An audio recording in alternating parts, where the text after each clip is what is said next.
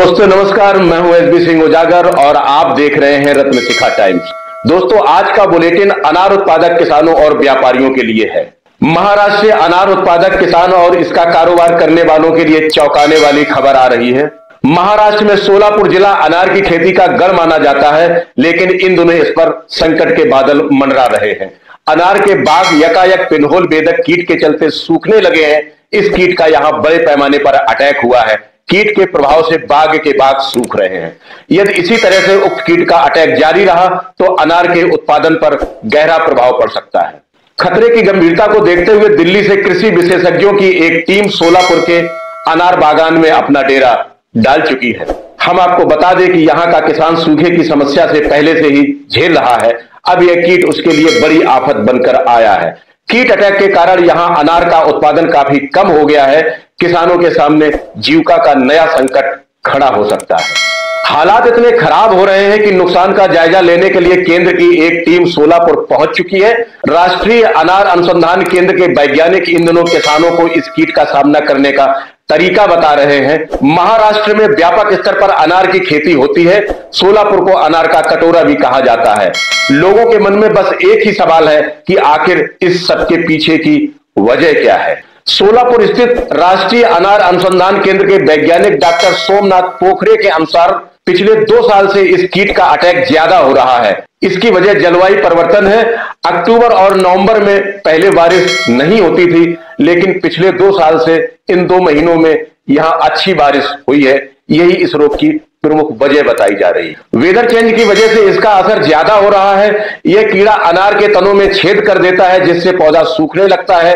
पहले डाली सूखती है और फिर धीरे धीरे पूरा पौधा सूख जाता है। दोस्तों यूपी में 23 फरवरी को चौथे चरण का मतदान है। राजधानी लखनऊ में भी 23 को वोट डाले जाएंगे।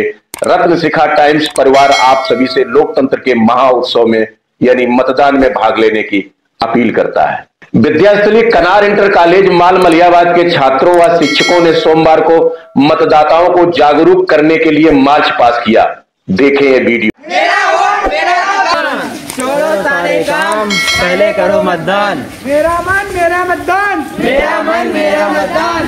चलो सभी करें मतदान। तो भाइयों और बहनों 23 फरवरी को मतदान अवश्य करें। आइए अब जानते हैं कि किसानों के लिए क्या एडवाइजरी जारी की गई। सांगोला, पंढरपुर और मंगलवेढा तालुका में केंद्र की टीम ने पिन होल बोरर से अनार के बागों को हुए नुकसान का जायजा लिया है। किसानों को इस कीट से निपटने के तौर तरीकों के संबंध में जानकारी दी जा रही है ताकि बागों को नुकसान से बचाया जा सके। राष्ट्रीय अनार अनुसंधान केंद्र भी अपने स्तर पर किसानों के लिए एडवाइजरी जारी कर रहा है।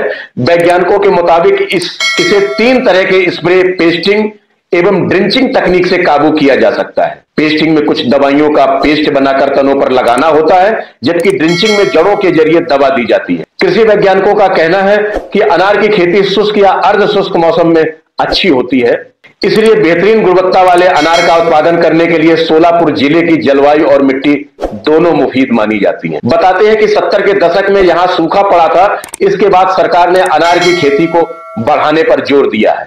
ठोस और कैश क्रॉप होने की वजह से इसकी खेती यहां के किसानों की जीविका का आधार बन गई है, लेकिन अब इसकी खेती पर जलवायु परिवर्तन की नजर लग गई है क्योंकि बारिश ज्यादा होने लगी है। किसान भाइयों, महाराष्ट्र में सोलापुर के अलावा सतारा, सांगली, अहमदनगर, पुणे और नासिक को भी अनार का हब के रूप में जाना जाता है।